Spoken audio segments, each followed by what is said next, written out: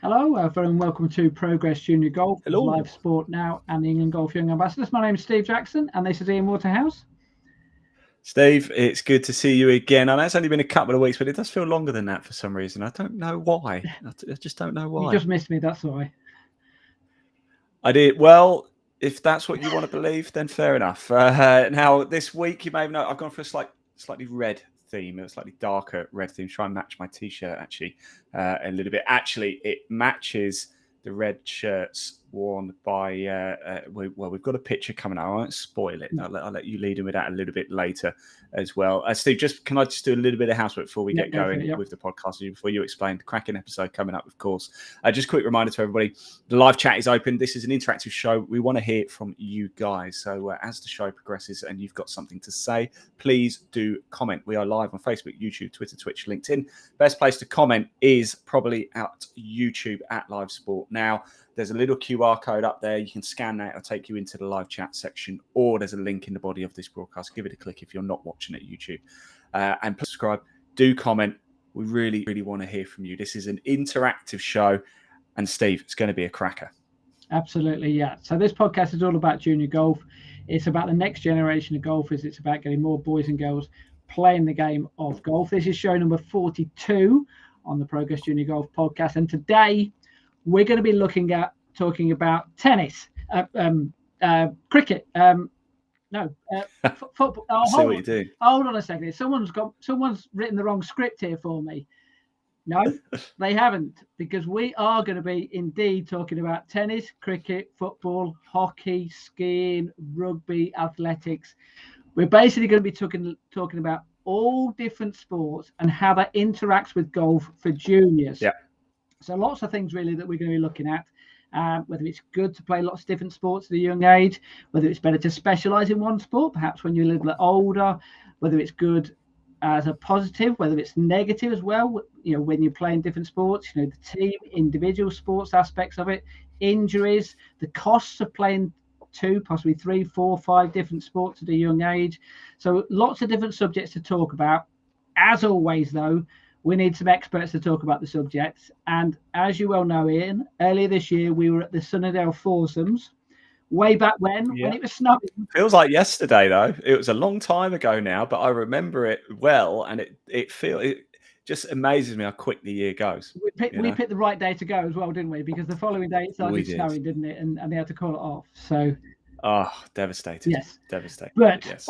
In that competition, which for people who aren't aware, it's a pairs competition whereby you tended to have sort of the top amateurs playing with top professionals, but you had some celebrities and some sports celebrities as well. And one of them was former England cricket captain Sir Andrew Strauss, and he played in the Sunnydale Foursomes, did quite well. I think he got through to the second round. In theory, he is a joint winner because he made it through the next round. He's never lost. Never lost at Sunnydale Foursomes. Well, actually, he might have. Has he played in it before? So he's never lost in 2023 That's at correct. Sunnydale Absolutely, yes. And I did say there, actually, Sir Andrew Strauss as well. We have to say so. So the first time we've had a Sir on this program, I don't think you're a Sir, are you, Ian? I don't think I'm ever going to be. No, I think we've not much chance of that. We're fairly safe on that one, right? So you say so lovely to have a Sir on the show. We've got a pre-recorded interview with him talking about, obviously playing as a cricketer and a golfer at a young age, and obviously now playing more, let's say, more golf now than perhaps more cricket than he is at the moment. I will tell you a story actually of Brian Lara. When Brian Lara made his famous 400 not out for England against England for the West Indies, he couldn't sleep on the final night. I think it was something like 300 not out overnight, and he couldn't sleep overnight. So he got up early in the morning and went and played 9 holes of golf that morning before he went. Wow, yeah. That's so. But Brian Lara, left-handed batsman, right-handed golfer, because he didn't want to affect his cricket. So fascinating how the fact that even within 2 different sports there, he didn't want one to affect the other, which is a point actually which Andrew Strauss mentioned, but we'll come to that a little bit later. Also, a couple of weeks ago or a month or so ago, I was at the Ladies European Tour event at Centurion Park, and I had the very good fortune to speak to pro Emma Spitz. Always been a very talented young golfer, but also played a lot of hockey as well when she was younger. And of course, someone who was brought up in Austria, unsurprisingly, enjoyed her skiing as well. So as a youngster, so obviously different sports there.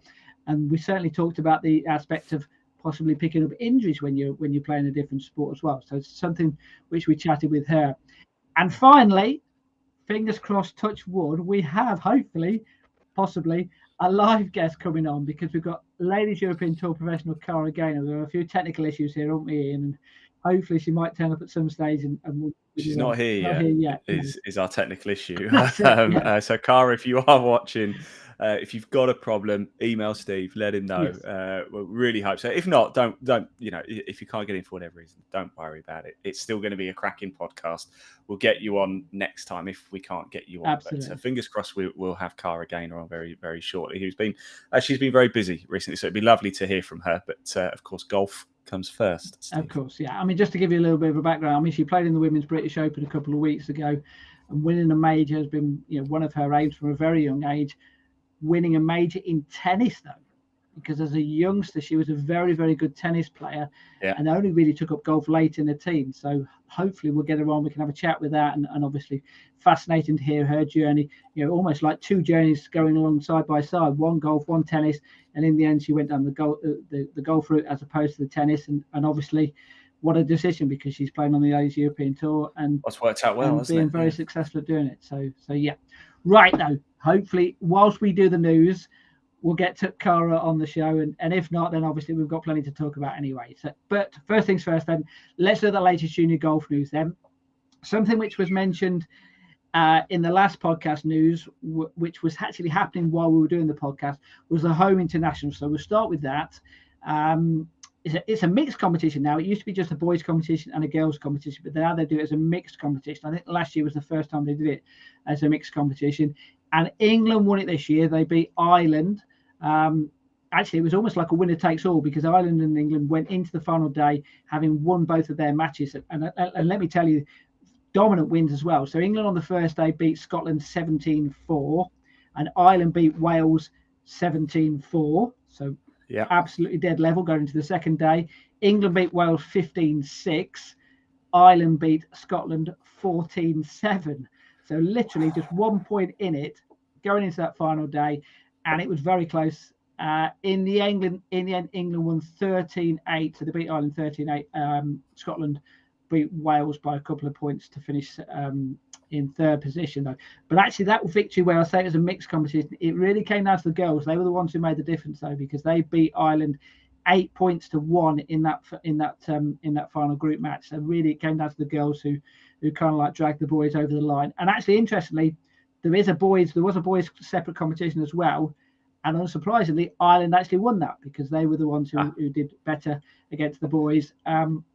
The team was, the important points actually for Ireland came from Sean Keeling, Jack Murphy, Gavin Tiernan, and James Walsh, and also Donica Cleary. They won the singles, and they basically just took Ireland over the line to win actually the first time they've won it in a decade. So well done to Ireland.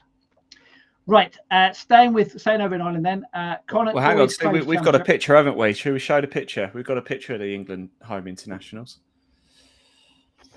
Just to prove that they did win it. Yes, let's get that. There we go. The reason as well is because the red of the bar matches the red of what I've got running across the bottom. Can I just say Maggie Whitehead there on the left as well? Know her family very well. Big up the Whiteheads up in the northeast. Congratulations to them. Remember that name as well, by the way. You probably already know it, but Maggie Whitehead, boy oh boy, she's some player. Absolutely. Well, there was a lot of players in that picture there who have been mentioned on this podcast on many occasions who I think have got some good careers ahead of them, I tell you. So well done to them. Right. So sailing Ireland then. Connacht Boys Close Championship. 3 age categories there. Under 17 was won by Ben Doherty. Under 15s was Patrick Tuffy, and under 13s was Rory Freeman. Ireland again. Leinster Under 16 Boys Amateur Championship, Open Championship, was won by. Oh, this is a great name. I hope he wins more competitions, this lad. Finn Jolly. Finn Jolly. I mean, in Ireland, to go on a jolly, literally, you go on a Finn Jolly, don't you? Finn, top lad, top name, absolutely. Absolutely. So, and well done too, obviously, it sounds like a half-decent golfer as well. Right, more photos, because this was an event whereby I took one of the photos here, or actually I took both of these photos. Faudo Series then took place. They had a couple of events in the last few weeks or so, or actually 3 events.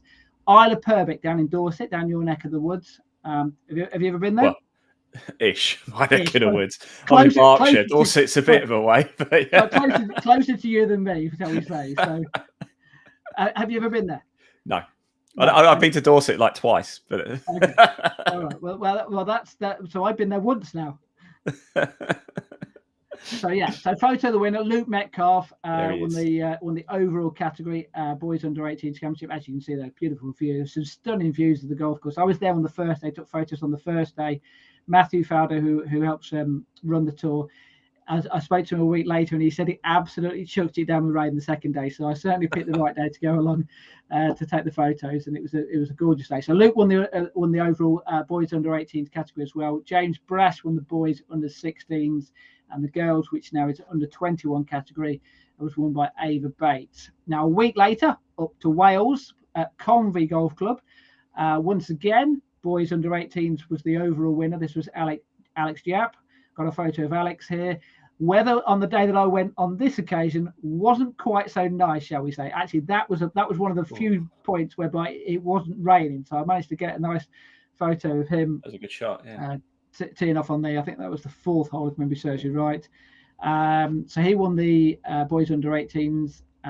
The boys under 16s was Archie Cook, and the girls once again under 21s was Izzy Hurrian. At the same day, same couple of days, they had an event over in Ireland. It goes without saying, I couldn't be at that one because obviously I was at Wales. That was won by Slacking, Steve. Slacking. I know, shocking in that. I should have got a flight over there, and I should have had a jolly, shouldn't I, in Ireland? Yeah. Right. Yes, I give up. Yes. Right. The winner of that one was Dylan Keating. So he was under 21s boys category. Under 16s was Mark Caden. And the girls was won by Holly Hamilton. Right.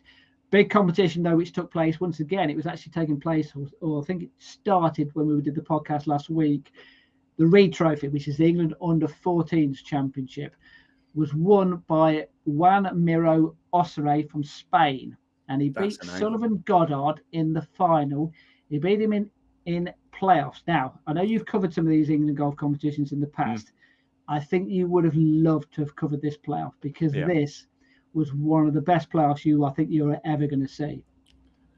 So, on the first playoff hole, Goddard holds a long putt for birdie. So does the Spanish rival. Bangs it in from distance to half the hole. Next hole, par 5. Goddard chips up to 2 inches for a gimme birdie.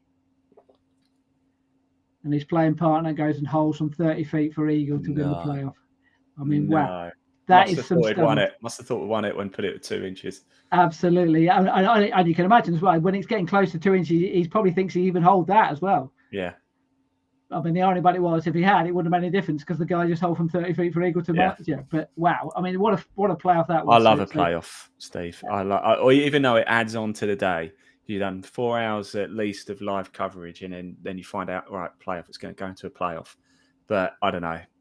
I don't care. There's something special about doing a playoff. Like, you see it in the players' eyes. They're different animals. Do you know what I mean? When suddenly they've been playing stroke playing, and suddenly it just comes down to it's man against man, or woman against woman, or just team against team.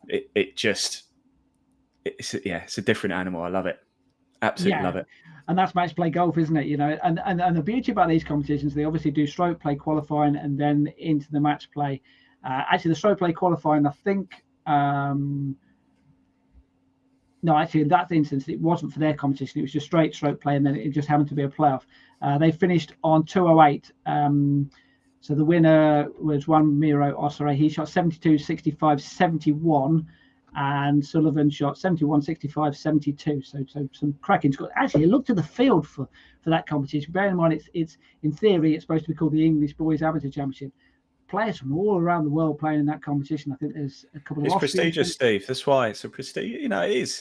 It's a prestigious event now, and full credit to England Golf for opening it up and making it that. I've got a couple of stories I could tell which I'm not going to tell. But I like it. It's very forward thinking from Ben and the team, to sort of embrace different nationalities, whereas before it would be very much, well, we have to have an English winner. The world's a smaller place. Absolutely. Right, staying with under 14s, then the Scottish Girls under 14 Championship, actually, and the under 16s competition took place up in Scotland. It was won. The under 14s were won by Ariana Virrick, and the under 16s were won by Molly Campbell. Now, the interesting thing about that is I know both of them, so I was delighted that both of them won that competition. And actually, one of them was mentioned in the story. I might have said to you on a few occasions, an event last year which I helped run, whereby there were some issues with the competition, and one of the issues was the fact that they had 3 girls playing in 3 consecutive 3 balls with 2 boys, and nothing against the boys whatsoever, who were really nice boys, but all 3 girls walked off the golf course with exactly the same story, the fact that it was quite a lonely round of golf for them, because the boys were walking off to the tee together talking, and the girl was walking off to the girls' tee, but I'm pleased that was Molly who played in that, and I'm pleased that that she's had a better experience. And the irony about it is that competition which she won in Scotland was exactly the same week as the competition she had this time last year where she had the issue. So almost 12 months exactly to the day, and she had a much better experience than she did a year ago. So I'm pleased for that. That's good. Yeah. That is nice to hear. Yeah. Right, Scottish Boys Under 14 Championship, that also took place the same week. That was won by Konstantin Bauer Mittelainer. So I'm going to have to do some. You're doing well with these names. You are doing well. There's a lot worse to come, I can tell you. From Austria, so mentioned about English boys, the Scottish boys as well, attracting players from all around the world. Actually, staying in Scotland, the Junior Tour Scotland, they had an event at Royal Musselburgh. Cameron Mukherjee, go on, Cameron. Many occasions on this podcast, he won the boys competition. The girls was won by Ailey Henderson. Right, girls amateur championship then. Once again. So this is one where you have stroke play qualifying, then through to the match play. There's one, I think, did we got a photo? No, we've not got a photo of the girls. We've got a photo of the boys winner of this one. But the girls winner was won by Helen Bream from Germany, the first German to ever win the competition. So very congratulations to her for winning the competition. Stroke play qualifying, she finished 6th. And then when she got through to the knockout, wow, she was impressive. First round, she won 5 and 4. Second round, she won 5 and 3. Third round, she won 5 and 4. Into the quarterfinals, won 2 and 1. Semi-finals, 2 and 1, who beat Isla McDonald O'Brien, who we know. And in the final, played over 36 holes. She won, wait for it, 12 and 10. Wow. Yes. So 9 birdies in the 26 holes. So it certainly wasn't played over 36 holes. No, it wasn't. No, it was played over 26 holes to be precise there. But I mean, I mentioned round 3 or quarterfinal, semi-final, and final. Not at any point in any of those 3 matches was she behind. And I suspect, bearing in mind she won 5 and 4, 5 and 3, and 5 and 4 in the first 3 matches, she probably wasn't behind in any of those 3 matches as well. So yeah. That's how to win match play. I know you love watching playoffs and all that, but I do, yeah. I love match play. Just get yourself 2, 3, 4 ahead to start off with, and then coast in. I like match plays when they're a bit closer than that. A bit closer than that, yes, absolutely, yes. Interesting. The top seed through to match play was Maya Ortengren from Sweden. She shot 69 and 67, so 2 cracking scores to get through to the knockout stages. Right, we've got a photo then of the boys amateur championship because it was won by Chris Kim. I actually think, Steve, Helen's in this picture as well. Let's have a look. You might well be right. Yes, it is a photo of the pair. So let's get the photo of the pair together. Then. I thought I pressed it. Sorry. So all spoilers there. There's Chris on the right and Helen on the left there. So Chris Kim from Walton Heath. He qualified. So we said Helen qualified in 6th place. He qualified from the stroke play in 7th, and then made it through to the final. Once again, went through to a playoff again, and once again, drama in the playoff. And so we talked about a fantastic finish to the playoff, didn't we? There, Ian, with the other competition. Well, a fantastic finish to this one, but possibly for all the wrong reasons, because the player he was playing against was an American called Alex Papayona. And on the second extra hole, he had a 3-foot putt to win the final and missed it. Oh. And then missed it again. No, not 3-putted from 3 feet.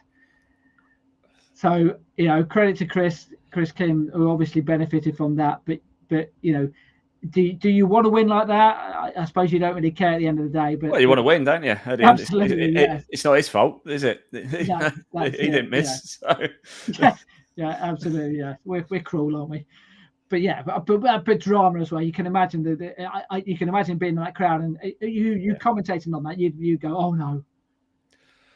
Yeah, you'd feel a bit bad about talking to them after, wouldn't you? But that's a learning curve, isn't it? That's one of these where do it now, experience it, and learn from it, because there's going to be many more opportunities to win again. Hopefully, I'm sure there will be. If you can get yourself into a position once, you're clearly good enough to do it again. And it could be one of those life-defining moments where I blew it that time. I won't make that mistake ever again. And it could be what you need to just get over the line every time going forward. Absolutely, yeah. But well done to Chris, who did really well. So in the knockout stages, he won 3-2, 2-1, 3-2, and then 4-3 in the quarterfinals, semi-finals 2-1. The interesting point was the fact that from the stroke play qualifying, the top two in the stroke play qualifying was Jack Murphy and Conor Graham, 700 pole, 136. They came in with. Both of them lost in the first round of the knockout. So, stroke play doesn't necessarily translate to match play. It's completely different formats. And I think actually in the case of Jack, I think he lost quite heavily as well. So interesting, the different formats there. Now, I mentioned Conor Graham there. Walker Cup.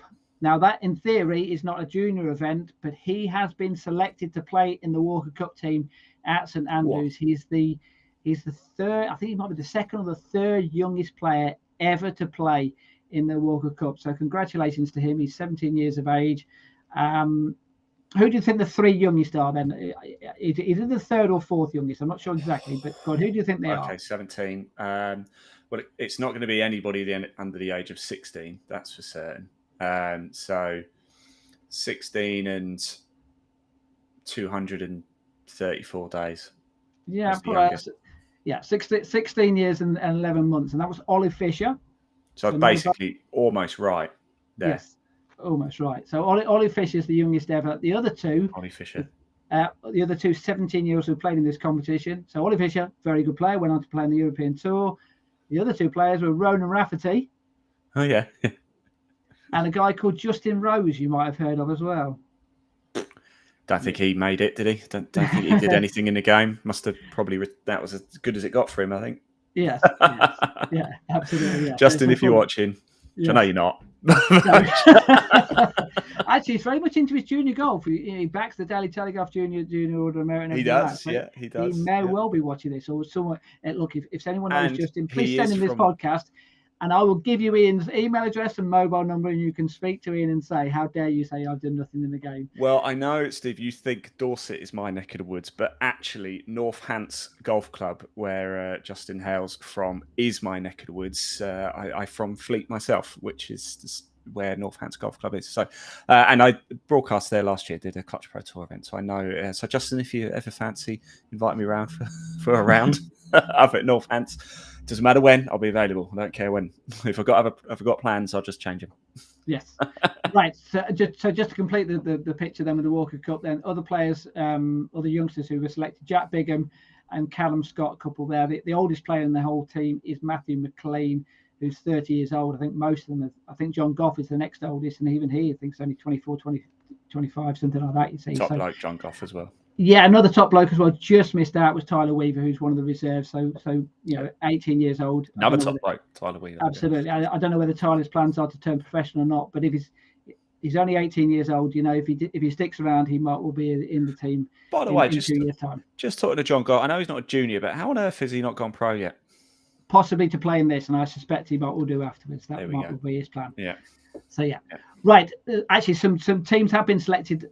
Other teams, apart from the World Cup, the Junior Solheim Cup has also been selected. That takes place in Spain on September the 18th and 19th. So we'll have another possible podcast before that. But the team has been picked by Guaris Nucero, and very interesting actually, because 6 picks and 6 automatic selections, and not a single British player in the entire squad.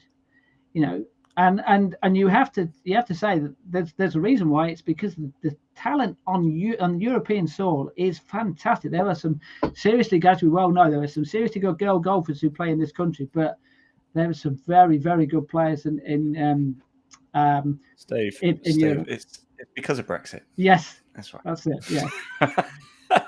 Now, let's not go down that no, road. probably best not to. Yes, I'm not going to go through all the names of the players simply because they are so difficult to pronounce. So I'm not even going to try and pronounce them. Do it. No, please don't put me through this. But what I will say is that some of those players have also been selected for the European Junior Ryder Cup team. He's been on this podcast on a couple of occasions before. Stephen Gallagher has selected his team, very similar to the Junior Solheim Cup in the sense of 6 automatic picks, and then he's picked 6 players himself. So 3 of the girls, in fact, all 6 of the girls who are in the squad are all playing in that Junior Solheim Cup team. So go on then. Let's see how bad I can do with this then. So Spain's Rosia Tejedo.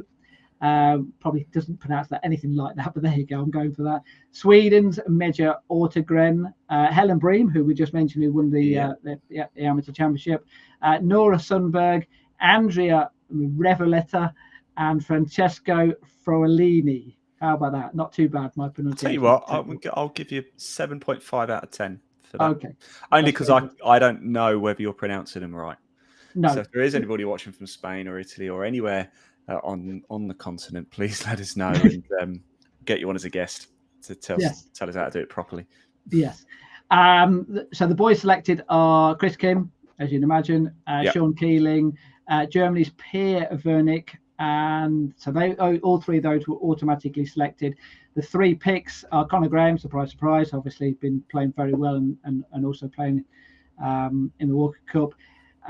Italian Giovanni Benigay and Ukrainians Lev Grinberg. So lovely the fact that the Ukraine have obviously got some representation in that. Right, finally then, just if you like, an and finally story. I know you love doing these. Guess the score then. Right. So Kenilworth Junior Open, yeah. So the 9-hole Stableford, right? A young lad I know called Max Robinson from Whittington Heath. He won the competition, right? How many points did he get over 9 holes? God, over 9 holes. Yes. This is to handicap. Yes. Okay, it's going to be good. Over 9, not 18. No, 9 holes. Yeah. And it's standard Stableford scoring. That's it. Correct. Okay, 20. Very good. Yeah, 31 points. What? Blimey. So he had 2 net pars, 3 net birdies, 3 net eagles, and then on the other hole he had a gross par for 6 points. Right. So quiz question for you then, Ian. Right. So we know that an albatross is 5 points. Oh God, yeah. What is 6 points? What is if you get 6 points then? So it's birdie, eagle, albatross.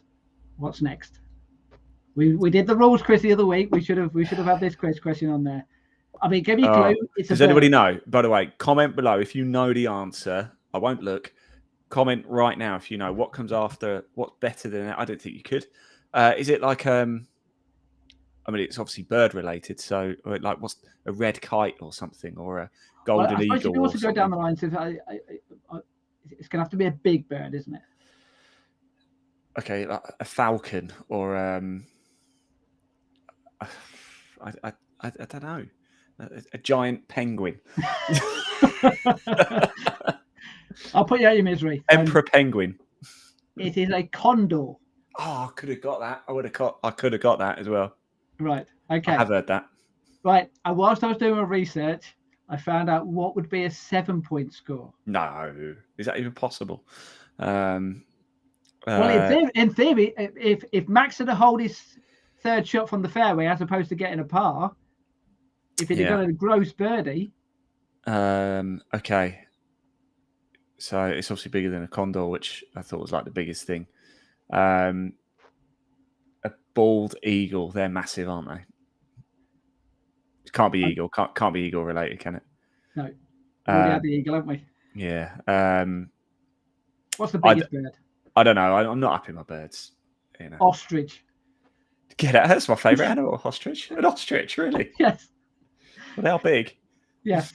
Yes, I have to mention as well. There's a guy, a golf journalist called Clive Agram. If anyone's ever met Clive, he's a lovely guy, very funny guy, and he's wrote a brilliant book about lots of different things. And one of the things he has in there is talking about why is it that you have birds when you get below par. What about above par? You get bogey, double bogey, and that's it, triple bogey, quadruple bogey. Why don't we give those names? And he comes up with a very funny story about what names you should give those birds. And let's say that pigeon. Well, bearing in mind this is a junior golf podcast, he picks the birds which are the least PC as far as birds are concerned. Blue, grey, yes, you've got it right. It would probably make sense. All I would say is Clive's book is fantastic, and anyone wants to get it, then I would recommend you get it. And by the way, the wording he was going to use was going to be the headline title of the book, and the publishers turned around to him and said, "No, you're going to have to change it." That's good. That is anyway, good. Right, that wraps up the junior golf news. As you can appreciate, a little bit longer news than normal, just because hopefully Cara is going to be here, but by the looks of it, no, Cara, yeah, it's not looking good, to be brutally honest, but I'm sure we will get her at some point. So if you have tuned in to see Cara, don't give up hope yet. Stay with us. She might come in. She might be in Europe, and it's 7:30 where she is, and 8:30 obviously here. So at the end, she might log in. Yes. Yeah, good point. Yes, I hadn't thought of that. Right. Okay. But we've got plenty to talk about because we are going to be talking about other sports and golf. We've got pre-recorded interviews with people who can talk about it. And both myself and yourself have got a bit of experience of covering different sports and how that might affect golf. And hopefully we should be able to give you some sound advice and give you ideas. Right. First things first, then let's have a chat then with someone who we met earlier in the year, then back in, was it February or March? Remind me again. March. Foursomes. It was in March. It was in early March. Season, isn't it? That's it. And we had a chat with Sir Andrew Strauss, who, of course, former England cricket captain. And first of all, just asked him about why he was there, why he was playing in the Sun and Neo foursomes, and how much he enjoyed playing golf. Did you start playing golf? Obviously, played cricket, I guess, from a very young age. What about golf? Yeah, I mean, I'm probably not that dissimilar. I'm probably like 10, 11. Probably didn't start playing properly till 12, 13. But I was playing when I was young: cricket, golf, rugby, tennis, everything really. So depending on what time of year it was. And how wary were you of your golf, if you like, affecting your cricket, or vice versa? Or I think my cricket affected my golf a bit. I think it's a different technique. Certainly, your lower body is very much side on. But my golf didn't really affect my cricket too much. I mean, I think I was probably if I was allocating practice time, it'd be 95% cricket and 5% golf. So the golf didn't really make that much of a difference. But how much would you advocate to a parent or junior who's watching this and about playing different sports at a young age and learning different things from the different sports? Yeah, I think generally I'm supportive of that. I think early specialisation, I think a lot of the research says that early specialisation doesn't particularly help you. So playing other sports, also having a break from your main sport and just to refresh yourself mentally is important. And yeah, I mean, I played a lot of rugby and cricket in particular and a bit of golf. So all of those, I think, helped me in some way with my main profession. And yeah, as much as anything, just you want to stop people burning out. I think that's the key. Like early, when you're in your teens, if you're just playing one sport, I think you can fall out of love with it.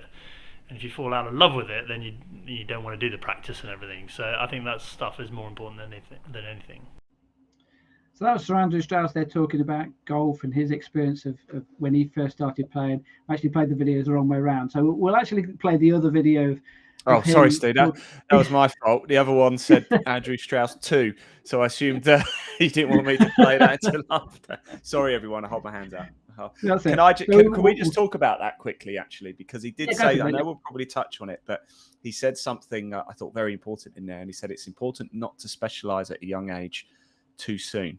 And I thought, how accurate is that? But then he did go on to say 95% of everything he did was centered around cricket. So, but it's a very good point, isn't it? Because, as it's a shame we don't have Cara, because I'm sure she would have a great story to tell. But we've both spoken to plenty of golfers now. I had a conversation with somebody who works in a pro shop up at Killick Percy, but she's also a ski instructor. And in that process right now of deciding what to do, whether to take up golf and go pro, or at least take her PGA Pro exams, or whether to go back to, I can't remember where she does it, but whether to go back and do another season or two of ski instructing. So, but yeah, just very interesting. That was all. Okay, we are going to talk more about specifically what Andrew just spoke about them, but let's just hear a little bit of his background in golf, the fact that he played in this event earlier this year, and how, golf and cricket has been part of his life now for a fair amount of time. Let's hear the proper interview, if you like. We'll play the right one now. Foursomes then.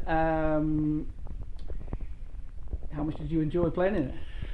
Well, not as much as if we'd won, but no, I loved it. Like, I think that atmosphere this morning when you turned up there was a real buzz, a real expectation from all the people taking part, and obviously some quite famous faces walking around as well. So just to be able to be part of it, and for us, I suppose the ambition was, to win a round or two rather than to win the whole thing. And disappointing we weren't able to do that, but just a really, really enjoyable day. So as a former international cricketer, when you stood on that first tee, I know you didn't hit the first tee shot, but how nervous do you feel when you're playing a competition like this?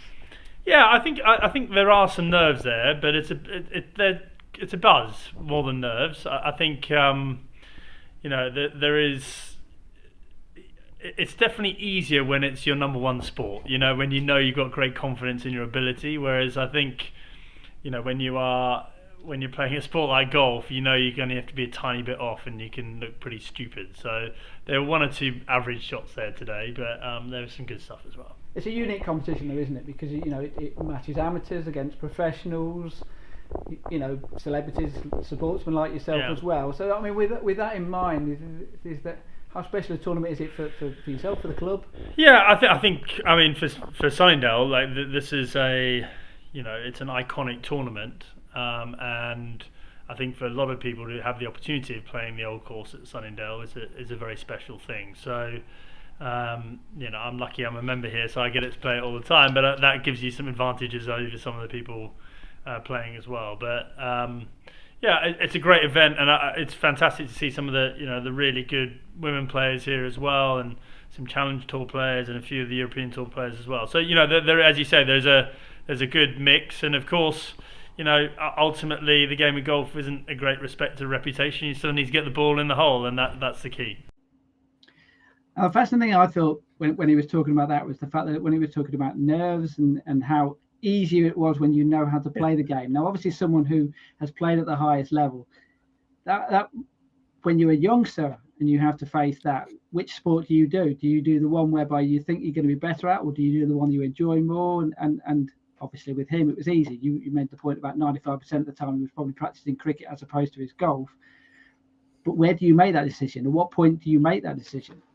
I think, just focusing purely on Sunningdale there, it was a great question to ask him, because here's a bloke who's walked out at Lord's, and the WACA and the MCG and places like that. Imagine walking out the MCG at the Boxing Day test and there's 90,000 screaming Aussies at you. Teeing it up at Sunningdale foursomes where there's probably 5 or 6 people stood around the first tee is probably a piece of cake to him, isn't it? But I don't think, and I could be wrong, but I think if you realise you've got a particular talent at a sport as a youngster, be it golf or be it football or be it cricket, I don't think you really think about what it's going to be like necessarily, to walk out. I think that just, as you progress through the ranks, when you're a junior golfer, you might have your mum or your dad, the starter, and your playing partners, mum or dad, walking around. So there's 5 or 6 people. Then you get a little bit further up, and then there's 10 people there, and then you get a bit further up and there's 20 people there. And I don't know, I imagine it just sort of naturally builds up. It's not like you go from nothing to 50,000 people. Do you know what I mean? So I don't know if that's a factor, really. I think you love one or the other. I think it's very rare.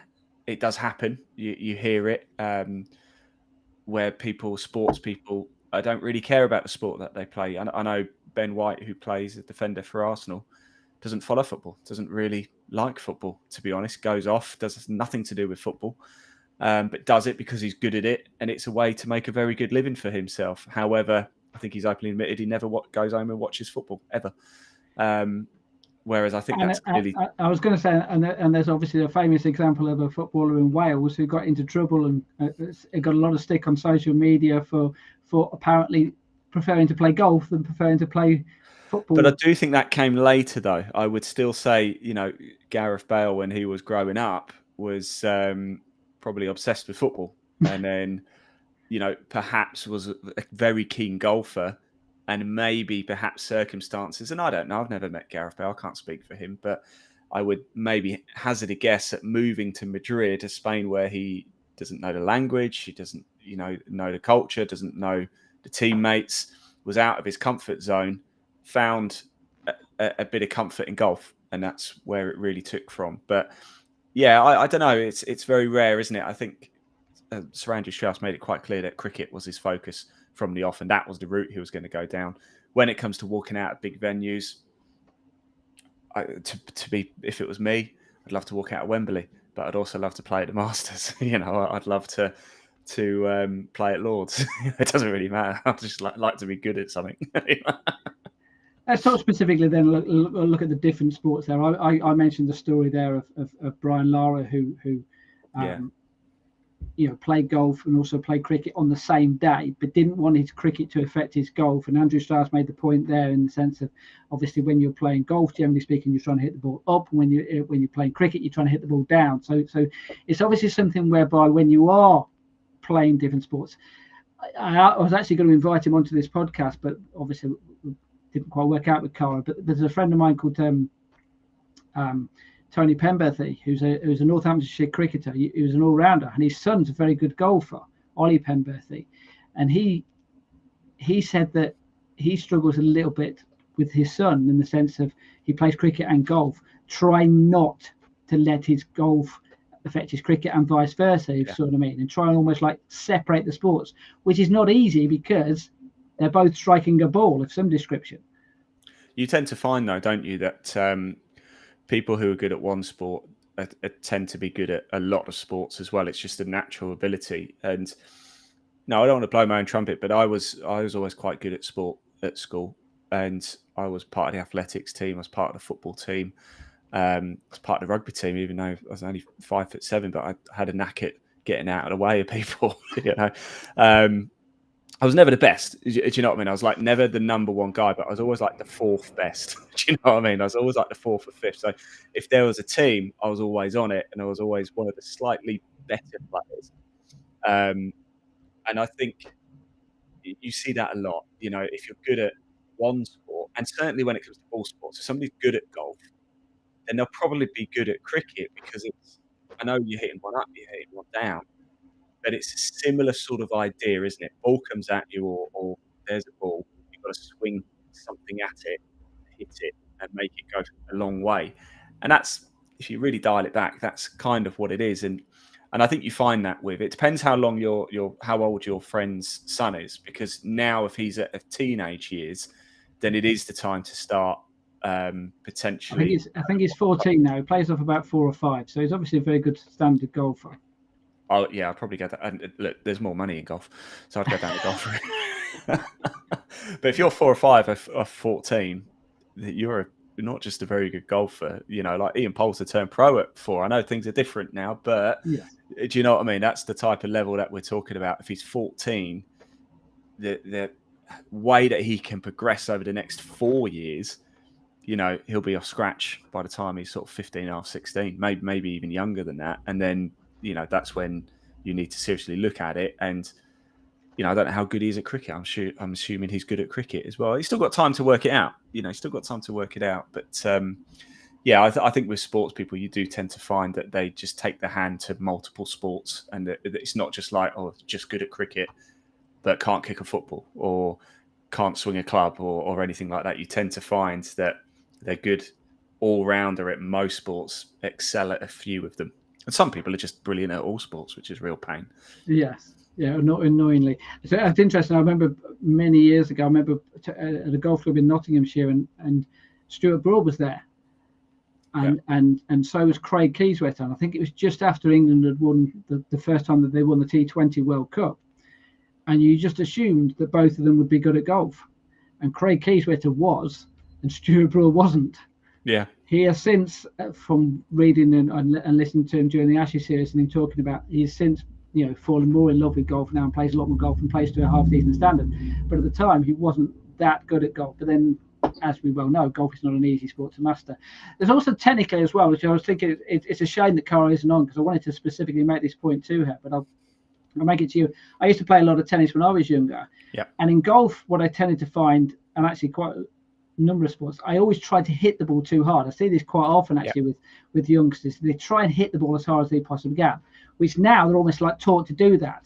I was taught not to do it when I was younger because the equipment probably wasn't good enough to handle a club head going through too quick. So what I used to do is the top of my backspin, deliberately stop and then hit the shot. Now, it felt like about 5 minutes it was the top of my backspin. It was probably just a fraction of a second. Yeah. It felt like it was because he just stopped me. And I tried to do the same thing with my tennis. So as a serve, threw the ball up, stopped at the top, and then hit it. And I remember I wasn't good enough tennis player because obviously the throw could go anywhere and it didn't quite work kind of thing. It worked the golf, but didn't work with the tennis. But the irony about it was, I remember about 2 or 3 years after that, watching Andre Agassi change his serve technique, and he did exactly the same thing. Yeah. And me as I don't know, perhaps I was probably might have been 16, 17 at the time. I remember watching that thinking, Andre Agassi has copied me. He knows what I would do. But it's transferable skills from one sport to another. Sometimes it does work within one sport. Sometimes it doesn't work within others. Yeah. Okay, we are gonna hear from Ladies European Tour Pro Emma Spitz. So we will hear that interview in a moment then. But I just wanted to bring to the point, we will come into more detail about this, but team and individual sport as well. What can we mentioned football there, you mentioned rugby. What's the difference? What can you learn from different sports, the team and individual aspect? Because golf is an individual sport. Tennis is an individual sport, although you are still playing against another individual, where golf you're playing against yourself. But what can you learn from other sports, team sports, to bring back to golf? I think actually when it comes to team sports, a big part of team sports is not wanting to let your teammates down, isn't it? So you do want to have a strong individual performance. As we know, golf is all about the individual. Even if you're playing for your country, it's, the Ryder Cup, for example, when it's that singles matches, you want to win for your country, but it's an individual. It's you're going toe to toe, one on one. Rory McIlroy is not going to suddenly just, I'll tell you what, Ian, I'll take this shot for you. Don't worry, mate. You chill out. Do you know what I mean? Like it's still a case of that. And golf, there is still a big team element as well. There's a lot more camaraderie, of course, with team sports. But I do think you can learn from both, because I actually play more football than I do golf. And if I play golf, I'm actually less stressed, because if I do a duff shot, then I'm the only one who loses out. Do you know what I mean? Like, it's my fault. Have a laugh, blah, blah. If I'm playing football and I do a terrible back pass, or I have an open goal and I miss, not only do I feel bad because I've let the team down, I also know that they're not going to let me forget it either. And so I think you learn responsibility is what you learn. And this is what you can actually take for golf. If you're going down the golf route, do get involved with team sports as well, because I think you learn a level of responsibility as well to your teammates, to yourself as well. And I think that's important, because I don't want to let anybody down when I play. And that's sometimes because I was always like the 4th or 5th best player. I wouldn't perhaps always allow myself to shine, because I'd want to go for it. But then, there's a 50-50 chance I'm going to lose the ball here, but I might get through and score. So I'll take the 75% easier option of passing to a teammate. So I think, you can learn responsibility, but don't let it take away from being you either as well. Okay. All right. We are going to hear from Emma in a moment, but I just wanted one more point on as far as the team element is concerned. What about etiquette? Do you think you learn things more in the individual sport, and in particular golf? You learn better etiquette than you probably would do in a team sport with football? And then I'll bring in rugby, whereby the etiquette in rugby, the irony about it is, a more violent sport than football, but yet probably a better etiquette than football. Yeah, Particularly towards the referee. Yeah, I mean, you know where I stand with golf and etiquette. It's too much. It goes too far to the extreme, and that's another podcast in its own right. But it is an important lesson.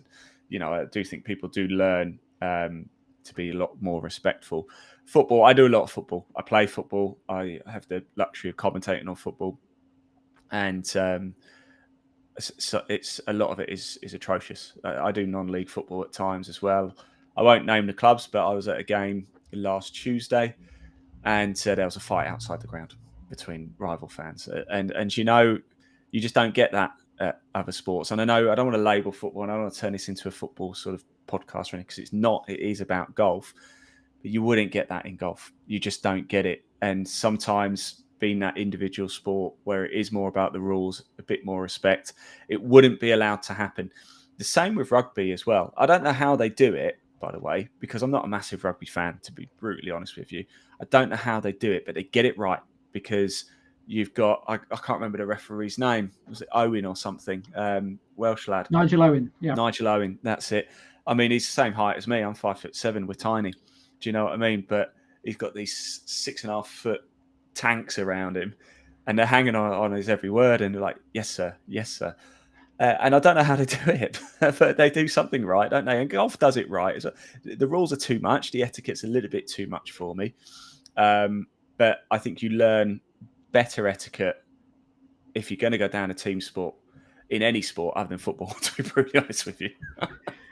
Okay, right, let's hear from Emma then, because Emma Spitz, who plays on the Ladies European Tour, I had a chat with her at Centurion Park, discussed a few different issues, some of them which have been raised already, some of them which we will talk about on the back of the interview. This is right when we chatted a few weeks ago.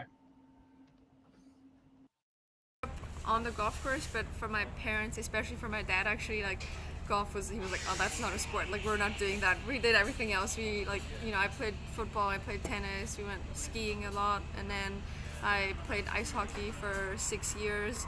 So I kind of played ice hockey and golf like at the same time, but before that I really tried everything except for golf. But I think it's like so important it really like helps you get such a good feeling for your body. And I mean, in golf, like, you know, we feel like different every day. The swing doesn't feel the same, you know, at all every day almost. And I think just like having the background of so many sports really helps you, like, you know, still be able to play even though it feels different, because you just know your body so well. Technically, are there areas whereby you have to be a little bit careful? I'm just thinking perhaps hockey, whereby you are striking a ball. Yeah. Is it where you almost have to, like, say, I'm not a golfer when I play this, yeah, and vice versa? I think so. I mean hockey, I think like while you're playing, I don't think you like think of other sports. I mean, the one thing in hockey was I started golf just before I started playing hockey, and then I guess a right-handed player in hockey technically plays like golf, like the left-handed side of golf. That would be a right-hander in hockey.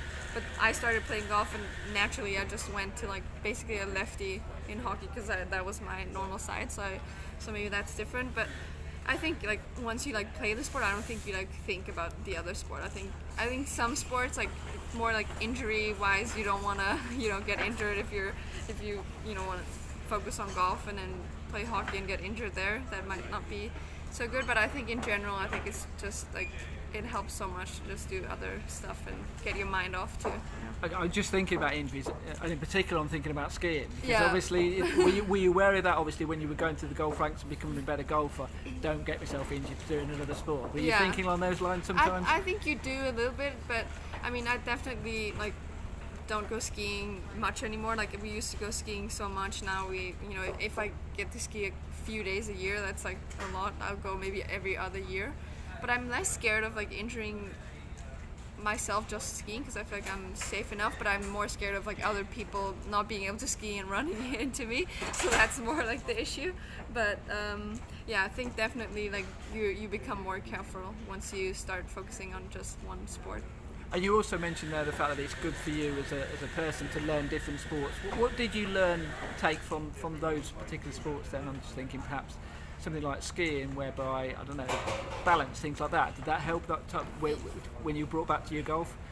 Yeah, I think it's not necessary that you feel it like, you know, like I feel the stability that I had in skiing, I feel it in golf, but I think like, you know, subconsciously I think it helps, you know, just the general like, you know, muscle strength and stuff like this. I think that really is going to help you.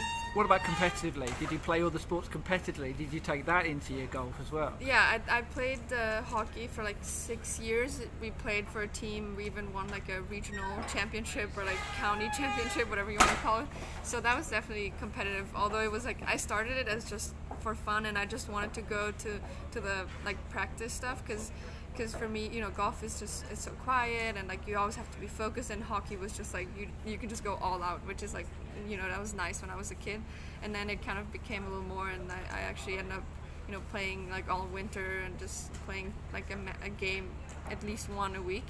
So that, yeah, that kind of, but I think it more like golf helped me like play hockey, like the, you know, the mindset, because, you know, like golf like helps you focus so much, and then when you go into hockey, like you can still focus. So what would your advice be?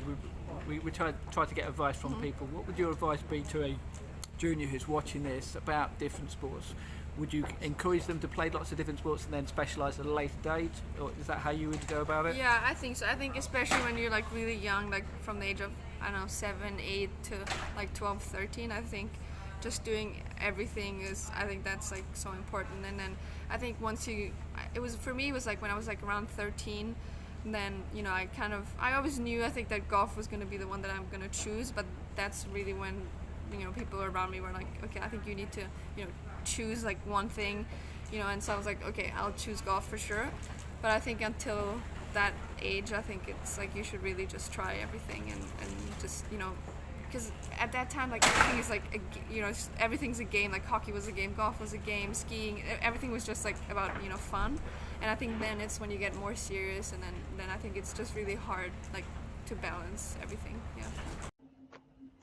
So that's Emma talking about her experience of playing hockey and skiing as well, youngsters. So a few things which cropped up there, which maybe interest injuries, and obviously juniors, as we well know, Ian, they get themselves into all sorts of trouble in the sense that they can break bones, they can injure themselves. You know, I've covered junior competitions I think this time last year, whereby I had 3 kids drop out with a broken wrist 3 days before the event. 3 different kids with the same injury kind of thing. You know, you just thought, Jesus, they must breathe them rough in this area if they're all getting, you know, breaking wrists at school and things like that.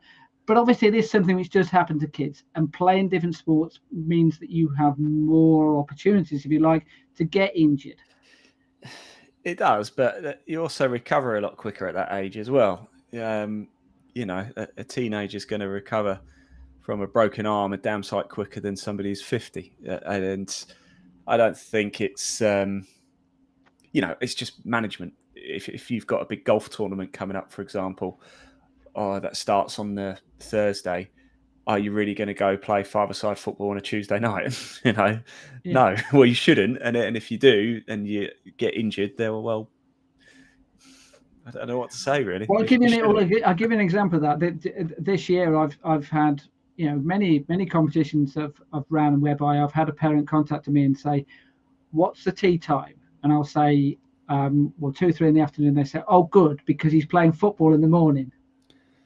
Yeah, I mean, and obviously you don't want to say no, do one or the other. You know, in fact, I would prefer them to do both, kind of thing. But at the same time, the poor lad's probably shattered by that after, you know, and girls in some respects the same kind of. In fact, that has happened with girls this year, whereby I've had girls who've said, I'm doing this particular sport in the morning and then coming to get to you and things like that. Yeah, I mean, that might just be a case of then, it depends on the age, doesn't it? If we're talking juniors at 8, 9, 10, 11 years old, then yeah, they've got bundles of energy. They'll be fine. You know, it's fine. But when you start to get to sort of 15, 16, and the sports, you know, if they are playing football, are a bit rougher at that age as well. You know, the tackles will come in. They will be late. You know, there'll be you'll be left a mark on your ankle maybe and things like that. Then I think it's just a case of do you really have to? You know, I've got an 8-year-old, and he's full of energy. He's played football tonight. You know, he's got another game on Saturday, and I wouldn't hesitate if he wanted to play golf Saturday afternoon, in the assumption that he's not going to get injured, he's going to be absolutely fine. But I think it depends on age, to be brutally honest with you. I think it depends on the tournament as well. If they're just going along and you sort of know, don't you? Are they going to be good enough to win, or if they probably just did it because they enjoy it, then great. Yeah, go play football in the morning and then come along. I don't know. I think if you're between 8 and 12, I don't think it really matters, to be honest, what you're doing. Just play sport, be active, have fun. And then when you start to get a little bit maybe into your teens, if you've got a big tournament on the Sunday afternoon, should you be playing football in the morning? That's not for me to say. The chance of getting injured is small, realistically, in the grand scheme of things at this age. They are quite small. Like, we all get knocks and tumbles and things like that. Even I'm 38 and I play football. I play for a Sunday team and I play usually on a Thursday night 5-a-side when I'm not doing other stuff. And I've not been injured. And I'm 38. And we're talking here as if golf will be their main priority, if you see what I mean. Yeah. Flip it the other way around. Use golf as an opportunity to relax away from your main sport. If your main sport is cricket or rugby or whatever, I don't know, it could be judo, it could be swimming, something like that. Then use golf as the opportunity. There are ways whereby you can use golf to help your other sport, aren't there? Yeah, and you're less likely to get injured playing golf. To be brutally honest with you, it can be quite punishing on the body at times. So golf, but look, golf is a great sport all round. It's good for coordination. It's good for learning etiquette. It is good exercise. It's a long old way round a golf course. It takes a long time. It's good for the brain as well. I think it's a really, really good sport if you want to play another sport as well. But it's no coincidence, is it, that whenever you have whether it's a cricket World Cup or a football World Cup or whatever, and they say, right, you've got a day off, what are you going to do? And you probably find 90% of them will say, we're going to go and have a round of golf. Well, do you know what? I'm involved, as you know, in motorsport quite a bit, and at all levels. And for Formula One drivers, or professional, paid drivers, shall we say, not just Formula One, but endurance racing and things and bits and bobs like that. A lot of them in their contracts have that they're not allowed to play football. However, there's nothing that says they can't play golf. Same for most sports. A lot of them will say there's a high chance of getting injured playing something like football and rugby. Of course, they're not going to be playing rugby, sort of more physical contact sports. But golf, in fact, if anything, they tend to encourage it because it's good for the brain as well. Yeah, usually, unless you play like. Do you think it's in Johnny Bairstow's contract? Yeah. I mean, yeah. Yes. Now, there's one other point as well. And this was a message which was sent to me. It was either yesterday, I think it was, when I mentioned the fact that we were doing a podcast about junior golf, and because this is someone who was going to play in a competition but can't because their daughter is playing, I think, hockey. Ironically enough, obviously with Emma just mentioned about her hockey, and she's a goalkeeper. And he said to me, it's expensive for him to buy the equipment to be a goalkeeper, and then the cost of that, and then to go and play golf, the expense of golf as well. And obviously that's a factor which needs to be taken into account. The fact that it's not cheap to play 3, 2, 3, 4 different sports. Some sports are a lot cheaper than others. We all know, football, a pair of boots and a football, you can probably just about get away with it then, whereas other sports are a lot more expensive. Well, actually, it's funny you mention that, because I know we're sort of over the hour mark now, but it's a good point to make. And it's not just the expense, which is a factor. It is the tiredness of a kid. And I don't want to contradict myself and say, they're full of energy. They are, but I've got an 8-year-old, as I said before. He plays football. He does football match on a Saturday and trainings on a. He's got training on a Monday. Then he does another football training on a Tuesday, and he has a match on a Saturday. He also wants to do this Ninja Warrior Club thing on a Thursday. Well, if you look at that, then he's got school all day, Monday through to Friday. Of course, he's got school. Then Monday, Tuesday, he's got football. Wednesday, at home. Thursday wants to do this Ninja Warrior thing. Friday he has swimming lessons. Saturday he plays football.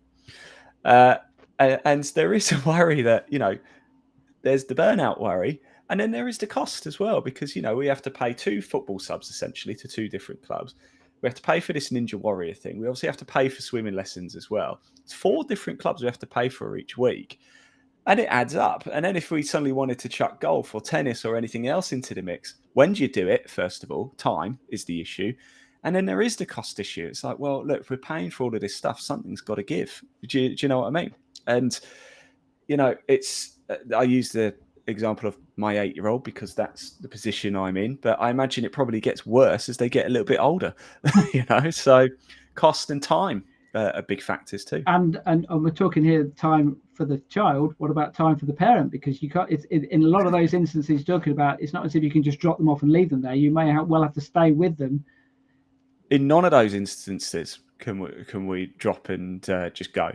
Do you know what I mean? We have to stay, so we're committing the time as well. And you know, you do it, but I mean, imagine then we've just got the one child, but imagine if you've got 2 or 3 as well, and they all want to do it. So yeah, time and cost are huge factors. But you know, you want to encourage them to do what they want to do, and at some point, if they show a particular knack and something like they really, I mean, even if they don't show a knack, but they really enjoy it, you know, you want to encourage people to stay active, don't you? But yeah, it's difficult, but I'm a big advocate of exercise, and exercise in sport is even better because you don't even realise you're exercising after time. Do you know what I mean? It's not like going down the gym, which I'm a big fan of as well. But you know, if I said to my wife, "Let's go down the gym," she'd be like, "Oh."